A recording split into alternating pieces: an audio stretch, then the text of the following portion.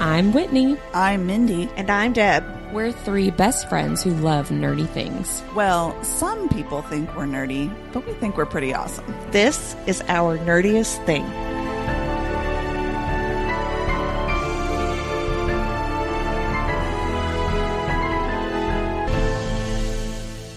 Hello, fellow nerds, and welcome to Our Nerdiest Thing. Today we are continuing our discussion of the third Crescent City book, House of Flame and Shadow. The third.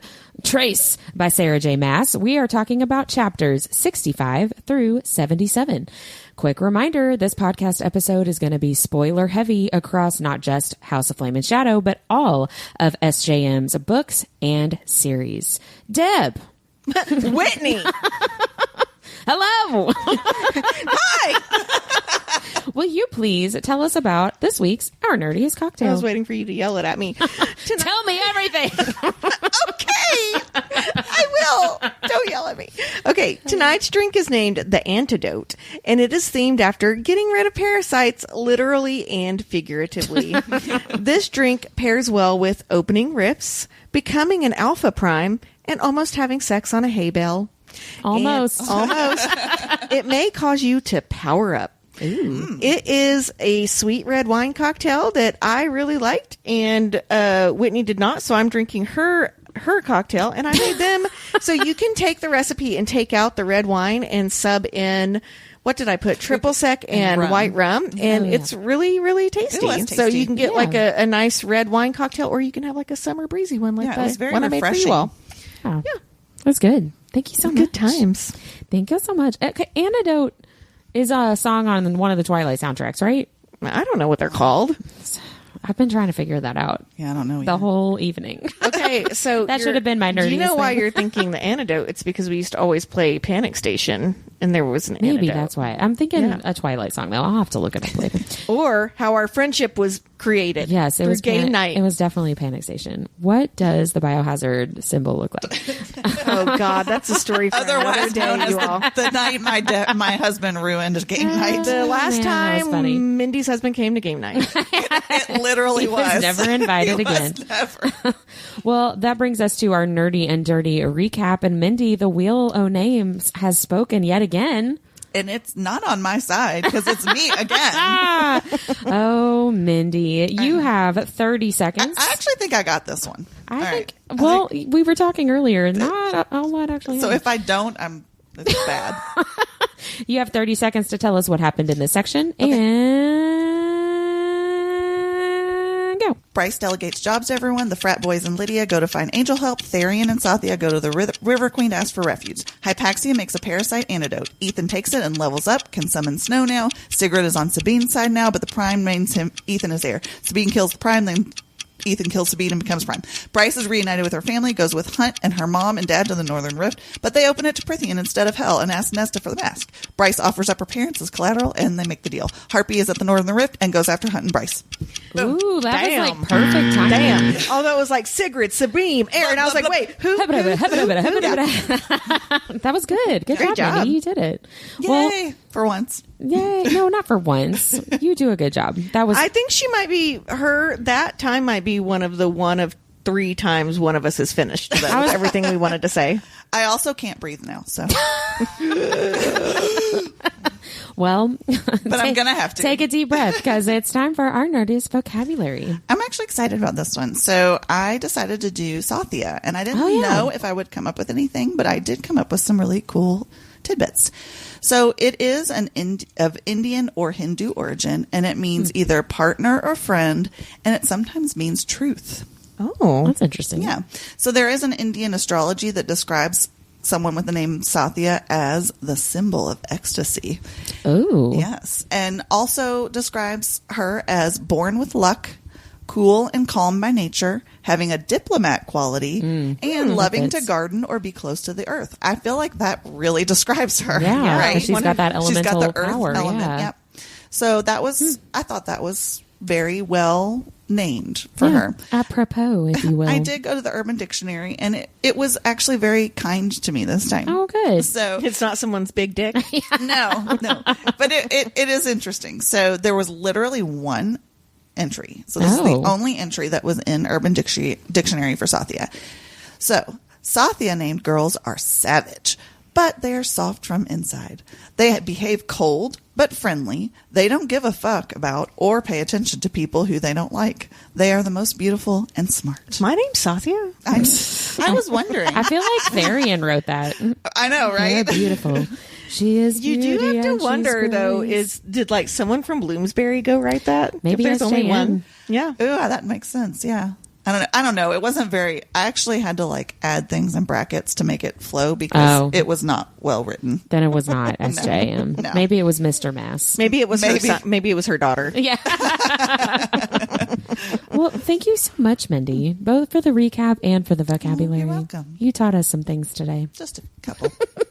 Well, let's get into some of the details of this section with our favorite moments. My favorite moment, much related to my least favorite moment, I think, from last time, Bryce apologizing to Hunt about how she's been treating him and talking to him. I really appreciated the very explicit, I am sorry that I have been bitchy. I appreciated that she acknowledged that. I liked seeing them be on the same page for the rest of this section.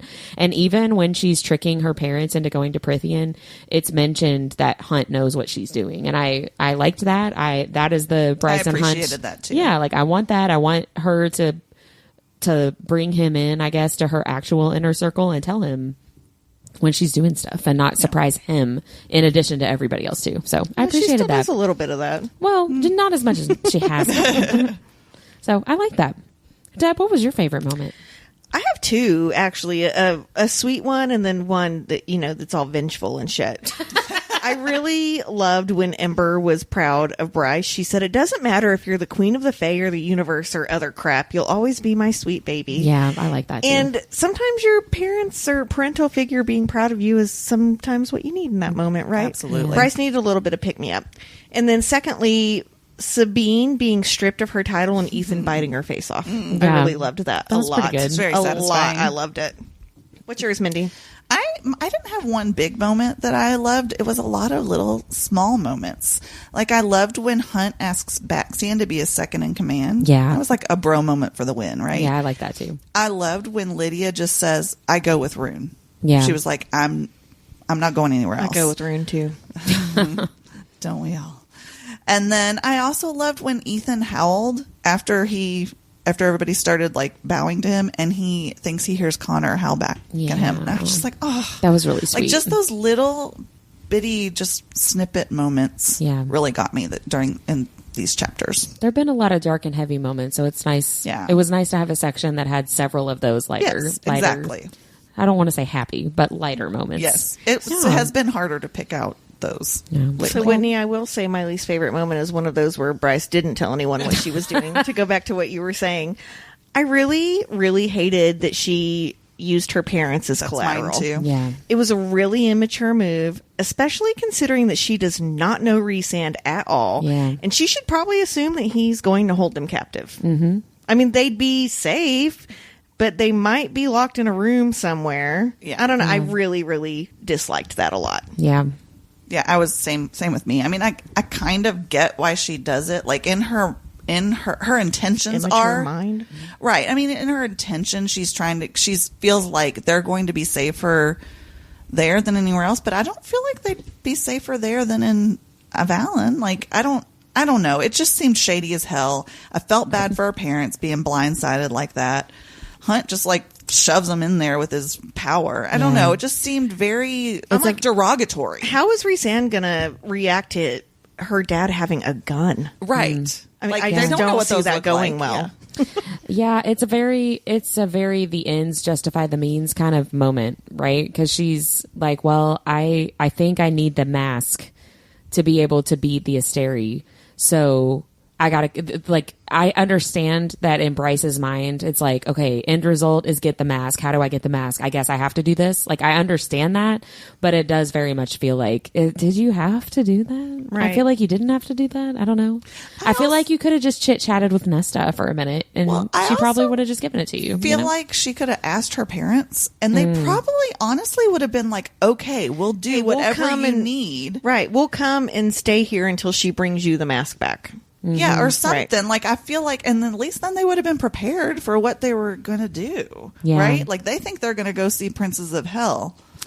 Well, I don't know. I just thought that was cold. This feels like a good time to do my deep dive, which is the bonus chapter that you get in the Books A Million special edition of House of Flame and Shadow.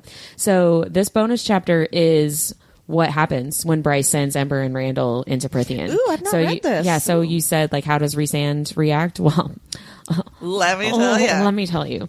Although the bonus chapter really focuses a lot on Nesta and does not focus as much on anybody else. So it picks up right where Bryce leaves off. She closes the portal, and Ember and Randall are in Nesta's library, or Nesta's sitting room. They're at the House of Wind, which we know because Rhysand gave Nesta and Cassian the House of Wind as a mating present at the end of Court of Silver Flames. So Nesta is sitting reading a book in her house when Bryce opens the portal. The house was going to let anybody else live there. Right. So Ember and Randall really barely have any time to figure out what Bryce has just done before Rhysand shows up. So in House of Flame and Shadow, you get this description of like this huge dark cloud of power like coming toward the windows. And so right when this bonus chapter picks up, basically Ember and Randall like look at each other like, what the hell? And then the windows all break because Rhysand shows up. Yeah, because he's pissed. And then there's a time jump in the bonus chapter. So you miss seeing them getting another language bean. Oh, Lord. So they can communicate. Does it say that? They get a language bean? I don't think it called it a language bean, but it's the exact same thing that we saw with Bryce at the beginning of the book. Do you picture like a Mexican jumping bean? Yes, I do. I picture like a little bean? like a little kidney bean. I picture it like the big bean in Chicago, but small. Like metallic. That's metallic is how I think of it too. Yeah. So they get the language bean thing, whatever. They pass out when they eat it, and then they wake up in the hallway. Randall and Ember are being guarded by Azrael while they are hearing Rhysand, Nesta, Cassian, and Amren arguing. And by arguing, really, Rhysand is absolutely reaming into Nesta. And the other two are trying to like mitigate that damage because Rhysand is pissed. He, understandably, because Nesta gave Bryce the mask. And Nesta is predictably stubborn about the fact that she is not his subject. She's not a subject of the Night Court. And the Trove answers to her. So she says, basically, I can do what I want. She's not wrong. Exactly, right? So Ember and Randall are overhearing all of this, and they hear Nesta say that Bryce begged them to keep Ember and Randall safe, with or without the mask. And then everything clicks for them, because that whole conversation with Bryce and Nesta, they were not understanding that language. Right. Yes. Right. So everything clicks. They understand what has happened, and Ember is pissed, just like Bryce thought that she would be, right? She's pissed about the whole thing, but she's especially pissed that they left Cooper at Avalon. Like, she's very upset about that. And one of my favorite quotes in the whole bonus chapter is Ember trying to like assess the situation, and she thinks none of the strangers seem particularly chill. And it's like, no, they're not. So they go in to be questioned by Rhysand, and Ember is actually the first one to talk and says, don't bother obliterating my daughter. When I get back to Midgard, I'm going to do it myself. And Rhysand is kind of like, oh, okay. Like, this was not what he was expecting. So Ember and Randall get to stay at the House of Wind for the night, and Ember, for whatever reason, is very drawn to Nesta. Ember kind of has the same attitude that Bryce had for the Prythian Fae. She can tell that Rhysand is very clearly the leader. She says that Rhysand makes the Autumn King look like a small child in comparison, power-wise. Yeah. Again, not wrong. Right. And Ember is making some assumptions based on how he's treating Nesta and how Ember is perceiving what's going on there. So Ember really just connects with Nesta for some reason and keeps seeking her out to try to talk to her. So the next morning, Rhysand, Cassian, and Nesta land at the House of Wind together, and they all look super pissed while Randall and Ember are eating breakfast. And Ember marches right over to the balcony where they've landed and starts fussing at Rhysand and basically says, like, stop being a dick to Nesta, which I thought was really hilarious. So this is what Ember says to Rhysand. Nesta made a choice to harbor us. She made a choice to give Midgard a shot at freedom, to give my world hope. What kind of person are you to rip her to shreds for it? Rhysand crossed his muscular arms. Are you calling me a monster, Ember Quinlan? I'm saying give it a fucking rest, Ember snapped. Behind her, she could have sworn Azrael choked, but she jerked her chin toward Nesta. lay off her. I'm picturing Cass in the background going, oh.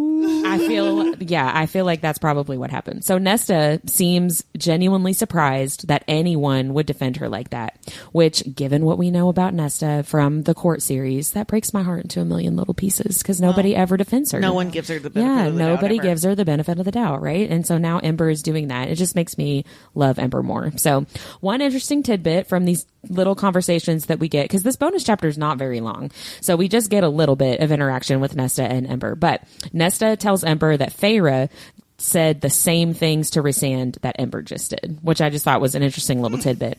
She also says that Cassian is probably the most angry at Nesta than anybody else, which I just find curious. Like there's some kind of weird tension that's happening. Right, because even earlier in the book we talked about that. They said Cassian wasn't going to be happy. Yes. Right? Yes. So what's going on there? There's something happening and I don't know what it is.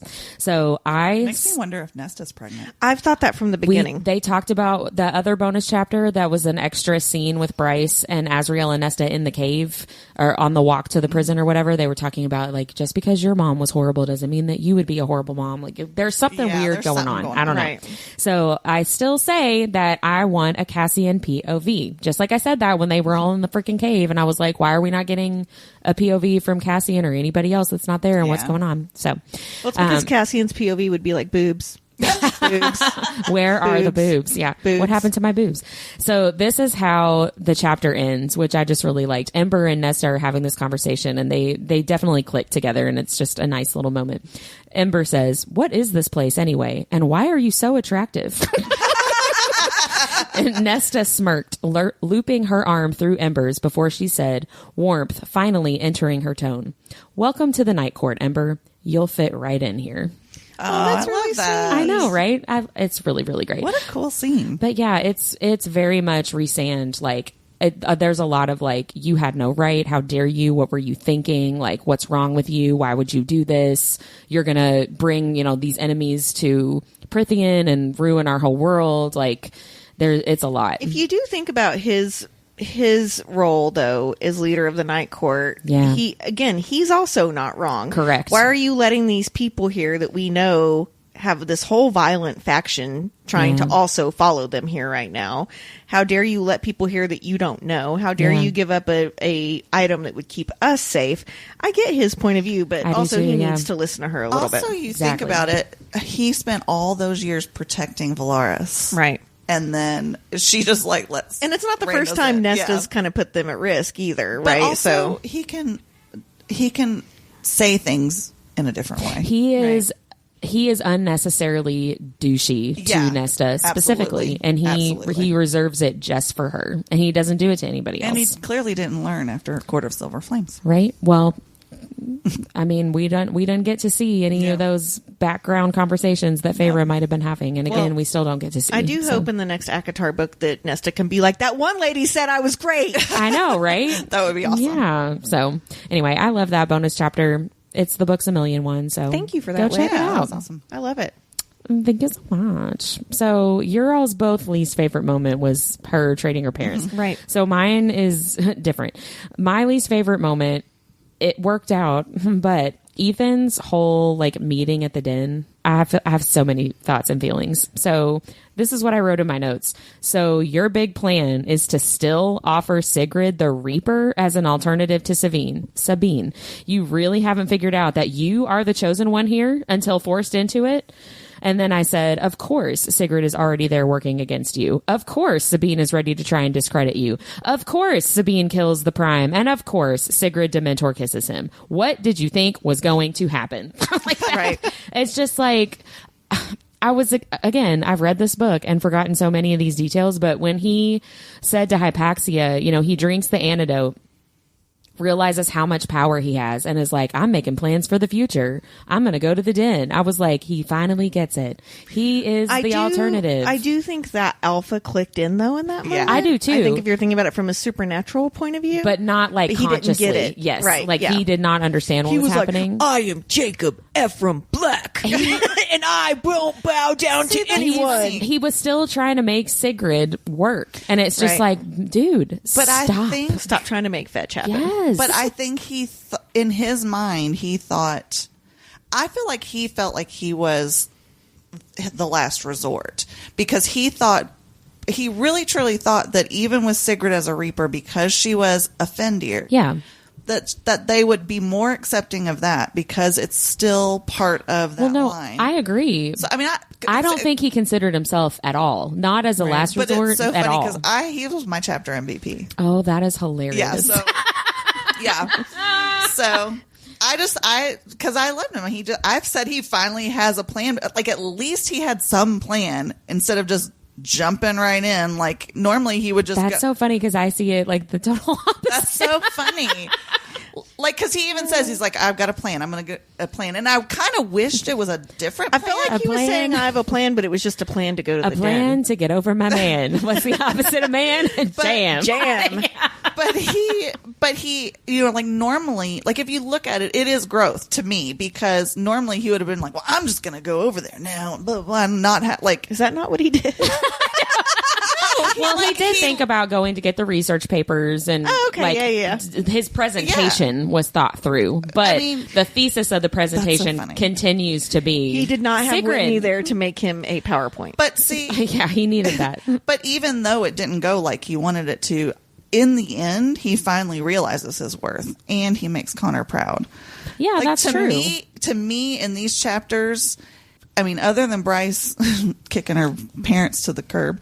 Boo. To Nesta's curb. Yeah. He instigated the most change. Whether or not he was planned it or not, he changed the entire Valbyron Wolves. But see, I would argue that the Prime did. He did, but she wasn't going to let him unless Ethan took that over. It wasn't going to happen. But okay. Can we talk about the Prime Apparent? Because my biggest revelation was everything in that scene. Number one, the Prime Apparent knows of the parasite and allowed it to happen. Number two, he knew Danica was killed because she knew too much. Number three, he names Ethan the heir and strips Sabine of her power, which was like awesome. Because what does he say? I strip you of your name, your title, and like all that. Just the way he put it, I was like, bam, bam, bam. Everything, yeah. Right. Number four, Sabine kills the Prime, and then Ethan bites the sword in half, which is super cool because he's like, it's just a fucking sword. And then I'm going to bring up again that Ethan bit her face off because I really like that. So the Prime Apparent like really revealed a lot in here. Kind of the same that we knew about all of the other factions, though, where he's like, well, yeah, I knew this was happening. I just was too scared to say anything. Yeah. So they've all been terrified of the Asteri for years. And it's almost like this manipulation into, well, like, what the fuck are you going to do? Right. Whereas Bryce's point in these chapters is, well, we're going to show the whole world that we've killed two of these so that all of these leaders don't have to bow down anymore. Yeah, that's true. What was your all's biggest revelation? What was yours, Whit? Mine was the parasite antidote. And just, first of all, just that it was easy for her to make. I forgot that I thought that was going to be like a journey. Yeah. And how powerful they are without the parasite. I had forgotten how much more power Ethan has. Are you supposed to assume that everyone in Midgard will have some sort of elemental magic? Because that's what we've seen. I think it's just the shifters, because that's something that they mentioned when they were talking about the research into where the shifters came from, like when Danica was trying to figure that out. Is Flynn a shifter?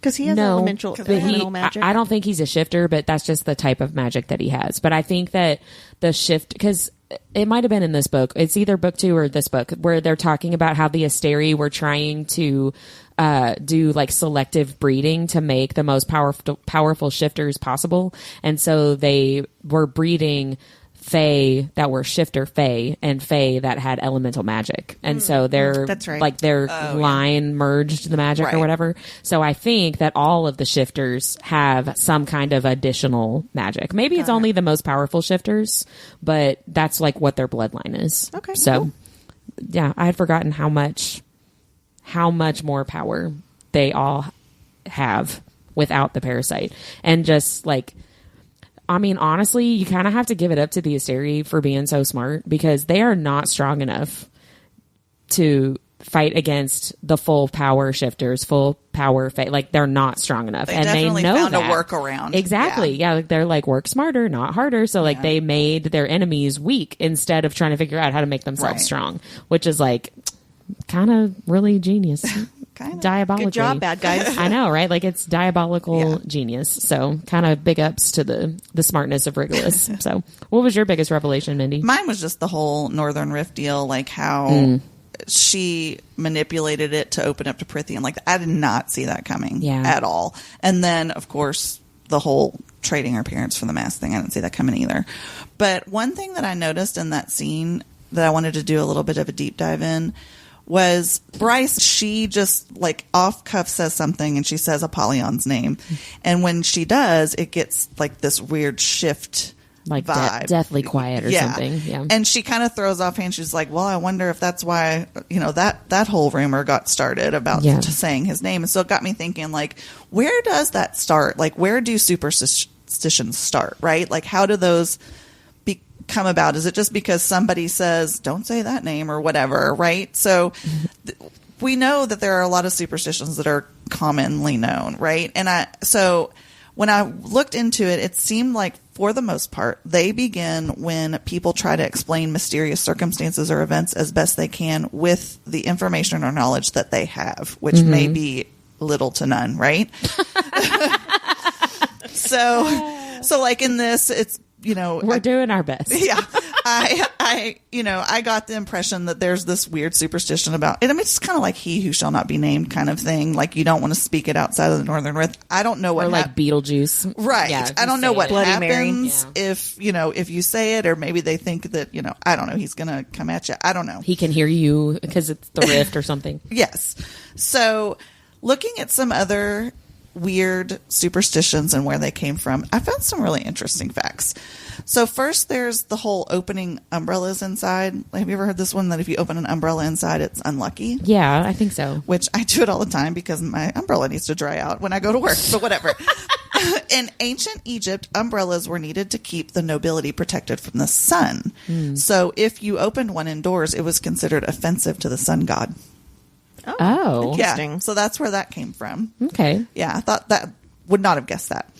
Gosh, Then- if my Nana had known that was pagan.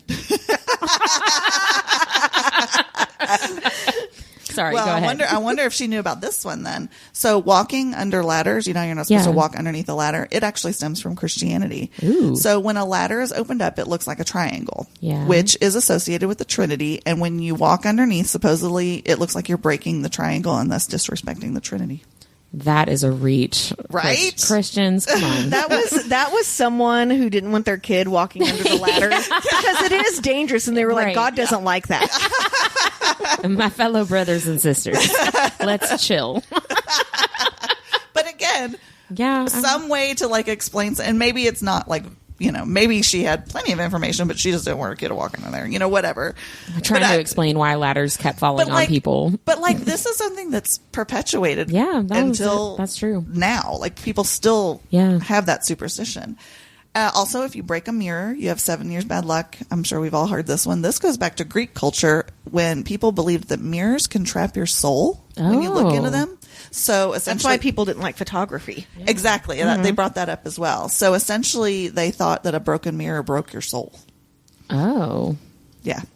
Hate it when that happens. I do too. So, Could you make a Horcrux if you broke a mirror? So it breaks your soul? No, an easier way to make a Horcrux, Well, perhaps. Right? so another one kind of adjacent to that, step on a crack, break your mother's back, right? So cracks in a sidewalk or anywhere were seen as portals to the realm of the supernatural. And so stepping on them would be to release them into the world to do harm. Oh. Do not drive over that crack in my driveway. Or step on it. Oh, my. Yeah. I thought that was wild. I'm going to think about that every single time. Yeah. I Sorry. see a crack. Sorry to freak everybody out. No crack It's a stepping. demon. The other one that I thought was, that I've never understood, is the whole knock on wood thing. Oh, yeah. So this has two origins. The one from Christianity, I feel like is a stretch as well. But the first one is so depending on if you're a heathen or not, right? Which one these is. So in the Celtic pagan culture, they believe that spirits and gods lived in trees. And when you knock on it, it wakes them up either to protect you or to give you good luck. Oh. So when you knock on wood to like, that makes sense, I Yeah. guess. and then apparently the Christians believed that it was like knocking on the wood of the cross, But that just seems sacrilegious to me. So I'm just not sure about that one. Not all wood is the wood of the cross, people. I don't know if they thought it was like symbolic and they're like, same thing. Jesus, take the wheel. Junior, I don't know. Junior won't stop knocking on the table because he thinks it's funny. That's like knocking on the wood of the cross. Stop it. The lucky horseshoe. And naturally, it's lucky because upside down, it's shaped like a vulva. Then it invokes the pagan moon goddess Diana and her sacred vulva. Her sacred vulva? I could not find anything that tells me why her vulva is sacred, other than she's the goddess of chastity. I was going to say, I think just because she's a goddess. Yeah. Of chastity. That would make her vulva pretty sacred. Yeah. That's the only thing I can find Don't that touch it. alluded to that. But okay. I mean, I've heard of... My vulva is sacred. My vagina is made of gold. It sends people to heaven. Okay, this one freaked me out. In Turkey, you're not supposed to chew gum at night because apparently at night gum is transformed into the flesh of the dead. Ew. So don't chew gum at night, kids. Again, some kid chewed gum and got stuck in their hair, and their mom was like, "I'm not doing this shit again." Gum is transformed into the flesh of the dead. Yes. Wow. Is that why you're not supposed to eat it? Swallow it? Gosh. Did your parents tell you it would get stuck? That's what my mom always told me. If you swallowed it, my parents did, but I mean everybody else did. So. You would swallow it and then be worried for days you wouldn't be able to poop. Yep. Yeah. Good job, parents. I also had that anxiety. Or the apple seed in your stomach or watermelon seed. The final one is one that I'm very familiar with, being involved in the theater as long as I have been. But it's that you can't say Macbeth in a theater or it's bad luck. Yeah. So the rumor is that Mary Queen of Scots, upon her execution, caused her son, King James VI, to be overcome with magic. I guess she cursed him. I don't know. Wow. He later blamed his near drowning on witchcraft. So during his, I know, right? It's always those damn witches. Yeah, it's not because I can't swim. Yeah. It's because of witchcraft. So during his reign, many artists, including Shakespeare, would weave the king's beliefs into their works. Well, a coven of witches supposedly took offense to this and is said to have cursed the play Macbeth. So, and there actually have been several, a disproportionate amount of deaths and accidents surrounding the performance of this play. There's all kinds of anecdotal stories about it. So if you do accidentally say this in a theater, you must exit the space, turn around 3 times, spit, curse, and then knock to be readmitted. So if you see someone doing this outside a theater, they might be drunk or they might be warding off a curse. Yeah, it could go either way. It could go either way. I've heard that about Macbeth too. Yeah. It's interesting. Theater kids take this very seriously. Yeah. Yeah. So sorry that you all can't sleep tonight or step on cracks anymore. The whole time though, I was thinking about that quote from The Office. I'm not superstitious, but I am a little stitious. I kept thinking that too. Well, I'm going to knock on wood that at some point we're going to see characters have actual intercourse. But until then, what was your favorite spicy scene? I want to ride you. I want you inside me. And then Rune goes, fuck yeah. It reminded me of Office Space when he's like, fucking A, man. I was like, Rune, really? That's it, buddy? It was so appropriate, though. I mean, I wouldn't have expected anything different from him. Yeah, fuck yeah. It's the same as last week, boobs. Well, boobs. That was one of my favorite quotes whenever he goes, if you guys, who says, is it Declan, where he's like, if you guys could not fuck in front of all of us, that would be great. Yeah, please don't fuck right next to us. Yeah, it's Flynn. Yeah, that was my favorite spicy scene too, just because it was funny to me. Yeah. Not just Flynn saying that, but just the whole, they're all in a barn together, the whole crew. Yeah. And I'm on hay. Yeah, I'm don't they all, the Fae anyway, and the angels too, probably all have, first of all, an excellent sense of smell, that they would be able to smell someone's arousal, first of all.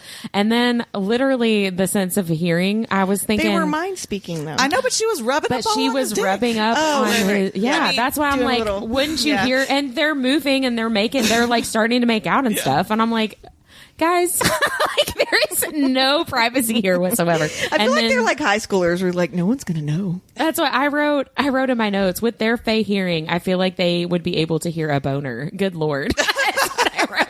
But just slowly sliding up the fabric. Yes, exactly. Yes. Right.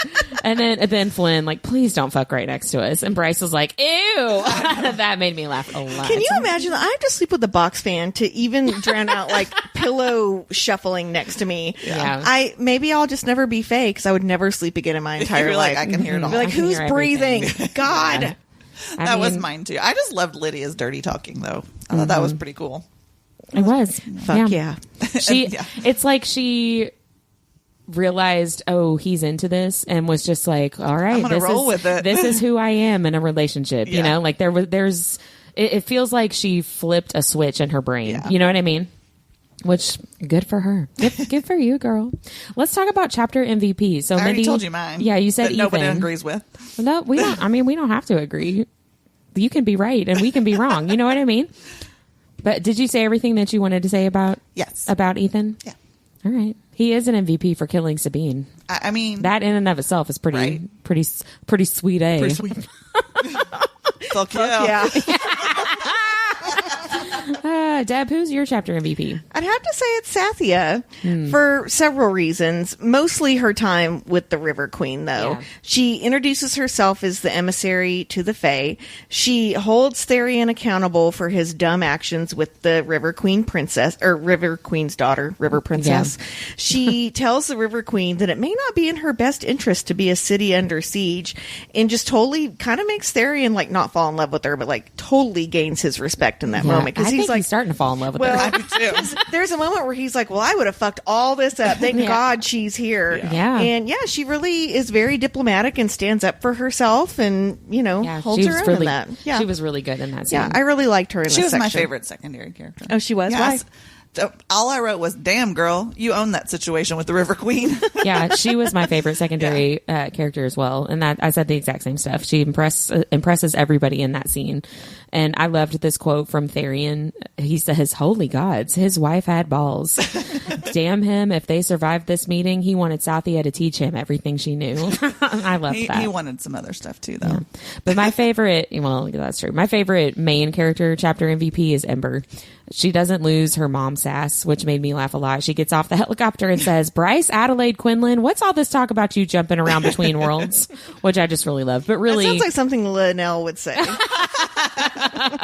Yeah, she would not lose the mom sass for sure. But really, everything in that bonus chapter with, standing up to Rhysand, even though she knows how powerful he is, and she sees something that she thinks is an injustice with the way Nesta is being treated, and she's like, I'm done with that. Well, like once a mom, always a mom, right? Exactly. Like she becomes that for Nesta. There's a couple of points in the bonus chapter where she thinks that the inner circle is talking badly about her and Randall because they're human. Amren says something like, they're human. Like, they can stay the night here and it's gonna be fine. Like, they're not a sleeper cell or whatever. Yeah. And she's like, oh yeah, we're just dumb, pathetic humans. And Rhysand is like, that is not what she meant. I'm so sorry. We've clearly offended you. Like, he kind of grovels to her a little bit. It's just really great. I love Ember. So, who was your favorite secondary character, Deb? Mine was Sigrid, only for the pure devilishness of her character in this section. So she really ends up being as evil as Sabine, even though we know Ethan was trying to make things better for the wolves. Yeah. She sucks out the prime apparent's soul really before like he's even fully dead. I was gonna say, I'm not sure he actually stopped breathing. Right. And then she takes revenge on the astronomer and kills him and sucks out his soul too. I did enjoy that with the astronomer because he definitely deserved that. Everything he got. I think she's going to have a much bigger role in future books. That's what I was going to say. She got away. Yeah, she did. She pieced out real quick. So, yeah, we'll see what comes with that. What has been your favorite quote? We've kind of been sharing quotes along the way. I had two really quick ones. I loved when Baxian said, welcome to Hotel Horseshit. When he just prepared this lovely bed of hay for everybody in the barn. And then I loved when Rune said, it's my first mission with my girlfriend. I want to impress her. That was one of my favorite ones too. Mine too. Yeah, I loved that. My other one was, surprise, I can teleport. Don't barf. Which is right to and then he hurls all over the place after she teleports Randall. It's so cute. I did enjoy that a lot too. And my only other favorite quote was the one you talked about earlier, Mindy, as his howl, talking about Connor, Not Connor. Well, no, it is Connor. Connor and Ethan. As his howl finished echoing, he could have sworn he heard a male wolf's cry float up from the bone quarter itself. I thought that was really cute. I didn't write this down, but I just remembered it when Baxian waggles his eyebrows at Flynn and Declan. When he's like, Hunt is telling everybody Baxian's going to be in charge of Avalon. And they're like, what about us? And he's like, you couldn't even find us a place to sleep. And Baxian's like, hey, and waggles his eyebrows. That made me laugh a lot. I enjoyed that a lot. What questions do you guys need to be resolved? Okay. What's up with the Mel Reaper and Hypaxia? That was weird. He would not stop talking about her scent. Yeah, that was weird. And I'm like, that is some mate talk right there. Because he was talking about, like, he was so, like, up on her, and he's like, oh, I'll be back. So good. Yeah. I thought he was just trying to get under their skin. No, he seemed so, like, out of control of himself being around her. And so I didn't get that at all. I'm That's very funny. interested.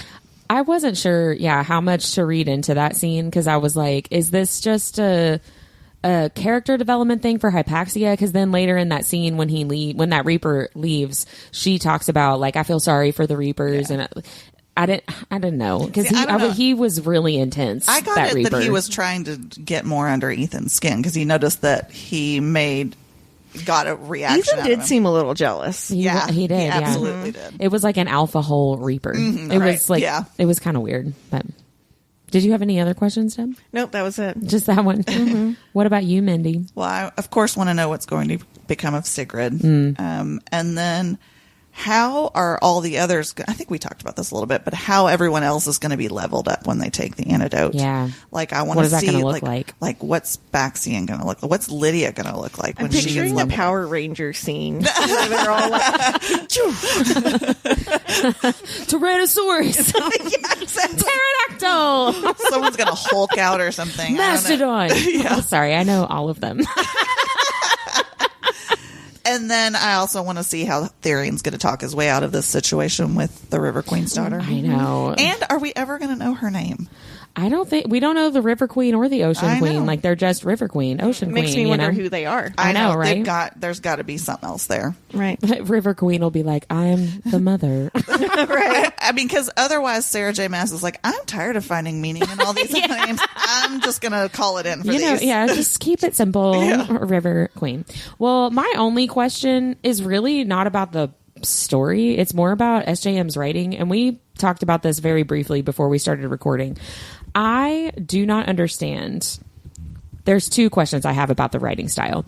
One, I don't understand why, especially in this section, SJM switches from POV to POV so quickly when, like, nothing has actually happened. You know what I mean? So, like, we'll get, like, a few paragraphs of Rune's point of view, and it's just like, and we walked into the library. And that's all that happens in that POV. And then she'll switch to Therian. And Therian's like, here we are at the river. I wonder what's going to happen. And then that's the end of that second. You know what I mean? And I'm like, what's going on here? Tool to make you feel antsy. Well, that's I was what gonna say I the wondered same thing. if she because I'm like, why not just have, like, this is Rune's chapter, right? Instead of mixing it all up. And then I thought, well, I wonder if they thought it was too slow. If it moves too slowly, if you do it all at once. It just, this section in particular really bugged me because there were so many sections where I'm like, literally nothing happened. You're just, like, describing the scene, but nothing is actually happening action wise. That really bugged me. The other thing about Ethan, my main question really is about this. I don't understand why Ethan had to have this, like, what I think is a very convoluted storyline, because really all he needed to do was go with them to Avalon, because he shows up to Avalon and Bryce is like, bye. And turns him right back around and sends him back with Hypaxia to do this antidote thing. And I'm like, I feel like we could have taken out a lot of the stuff that Ethan did and still ended up in the same place that we needed him to be in. You know what I mean? And I'm just like, it has been such a convoluted storyline for him. And I don't understand why. I don't know if I'm supposed to be getting a lot of character development, because, like you said, Mindy, you see a lot of growth in him and I just don't. And so I'm like, I wonder if she's having him do all this stuff, not just with Sigrid, but just like in general, going to House of Flame and Shadow, like all this stuff that he's been doing. Am I just missing the character growth that she wants me to get? He's got to have his own book at some point, I guess, but I don't know. It just seems like a very unnecessarily convoluted storyline. I agree. To get to that end result that could have very easily happened without him being like, no, I'm going to leave you guys at the river. I'm going to run back to Crescent City. Like, it didn't have to go that way to end up in the same spot. You know? I get that. I think, though, I do think he needed to go to the House of Flame and Shadow because that's where I think they pulled Jessica in, and that's where, Hypaxia defects because they kick her out. And so they have to have there are so many fucking characters. Yeah. These chapters where you're talking about where it just went from POV to POV, that's when I sort of realized, like, there's a lot of chess pieces on this board. There is, for sure. And I think if you have them all together, it gets even more convoluted. So maybe. I think that's what she was going for, but it did seem to, like, drag out. Yes. And like maybe it could have been less interwoven and it could have been just like you said, a whole chapter or something where he does this whole thing and then meets up with them later. I don't know. It did seem a little weird, but I think that's why. Yeah, I mean that makes sense from like a writing point of view. It has made me dislike Ethan, and I like Ethan, and I want to like Ethan, but all of this storyline, I'm just like, Therian have gotten so yes, whiny. I'm like, you're being dumb. Yeah. Like, stop being dumb. Like, I'm done with you trying to make Sigrid the heir. Like, I'm done with that.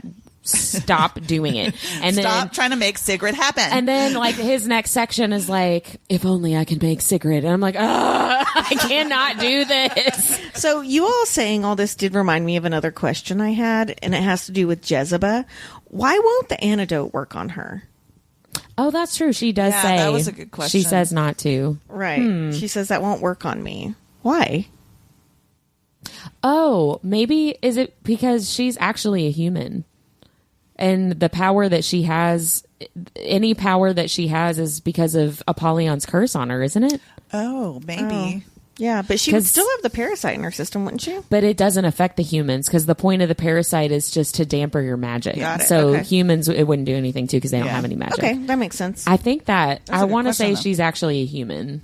So that would make Well, sense. because she was a priestess. Yeah. I think. Okay. Yeah. Yeah, because Parthos was the city Yes. that the humans all founded before the Asteri and anybody else actually got there. So I think she is but a that human. was confusing because she does have magic. Because she it just does, comes yeah. from a different source. Got it. Yeah. Thank you. Well, surely if I had that question, a listener does. So. Yeah. Yeah, I mean, I did until we talked it through.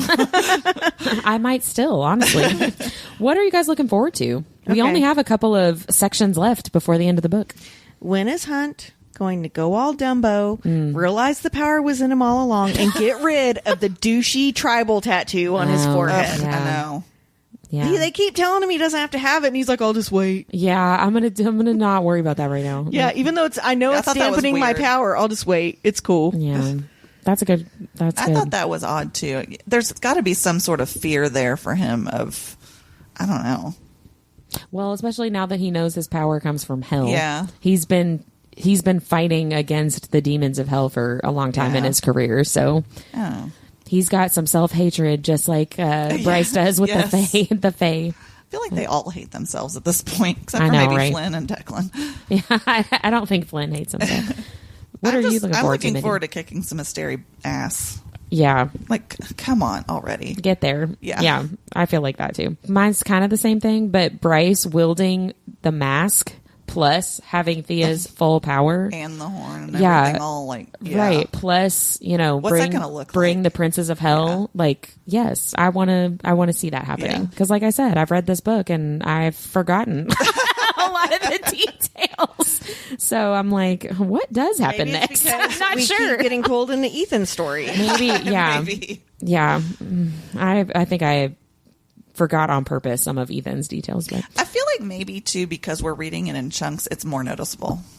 that might be true. Yeah, Then because if we you're are reading reading it it- slower yeah. than just sitting down to read Yeah. it, like reading it in like a day. Like Whitney does and no one else on the planet. Like some people do. Was there anything else you guys wanted to make sure and talk about? No, ma'am. I covered it all. Guys, that's it for this episode. Next time, we will be discussing chapters 78 through 89. Only 2 episodes left. See you Almost then. done. Bye, everybody. Like what you heard in this episode? Follow Our Nerdiest Thing on Instagram at instagram.com/Our Nerdiest Thing or Facebook at facebook.com/Our Nerdiest Thing. We love hearing from fellow nerds. Email us at ournerdiestthing@gmail.com.